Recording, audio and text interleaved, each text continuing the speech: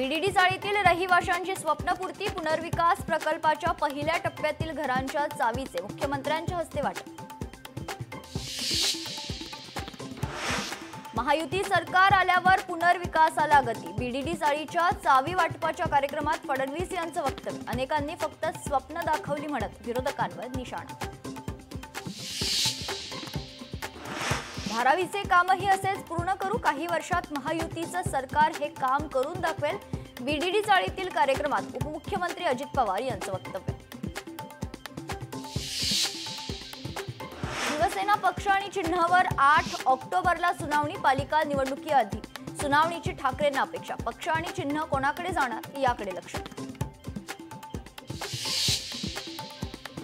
Coastal रोडच्या 5.25 kilometre लांबीचे विहार क्षेत्र, 4 पादचारी भुयारी मार्गाचं लोकार्पण, मुख्यमंत्री देवेंद्र फडणवीसांच्या हस्ते लोकार्पण। यावर्षी देखील खड्ड्यांचा दंड माफ करा, गणेशोत्सव समन्वय समितीचे मुख्यमंत्र्यांना विनंती पत्र, गणेशोत्सव आढावा बैठकीत मुद्दा उपस्थित। मुदत संपत आल्यानंतरही 70% वाहने HSRP विना, वाहनांनी पाटी बदलण्यासाठी उद्या मुदत संपणार।